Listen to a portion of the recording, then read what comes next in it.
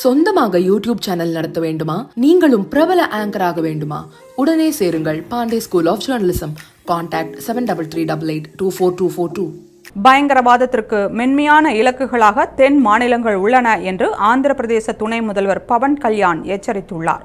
ஹைதராபாத் மற்றும் கோயம்புத்தூரில் நடந்த கடந்த கால தாக்குதல்களை நினைவு கூர்ந்து பவன் கல்யாண் வெளியிட்டுள்ள அறிக்கையில் தென் மாநிலங்களில் ரோஹிங்கியா இடம்பெயர்வு மற்றும் கடலோர ஊடுருவல்கள் குறித்து அதிக விழிப்புணர்வை ஏற்படுத்த வேண்டும். பயங்கரவாதத்திற்கு மென்மையான இலக்குகளாக தென் மாநிலங்கள் உள்ளதால் எல்லையில் ஆயுதப்படைகளைப் போலவே காவல்துறையும் விழிப்புடன் இருக்க வேண்டும். கடுமையான கண்காணிப்பு மற்றும் நிர்வாகத்துறைகளுடன் சிறந்த ஒருங்கிணைப்பை வலியுறுத்தி ஆந்திர பிரதேச டிஜிபிக்கு கடிதம் எழுதியுள்ளேன்.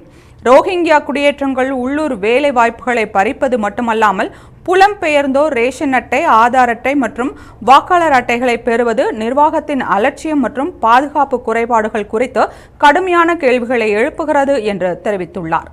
மேலும் சட்டவிரோத குடியேறிகளுக்கு எப்படி அதிகாரப்பூர்வ ஆவணங்கள் கிடைக்கிறது என்று கேள்வி எழுகிறது என்றும், மாநிலத்தில் அவர்களின் நிரந்தர குடியேற்றத்திற்கு உதவுபவர்கள் மீது நடவடிக்கை எடுக்க வேண்டும் என்றும் பவன் கல்யாண் வலியுறுத்தியுள்ளார்.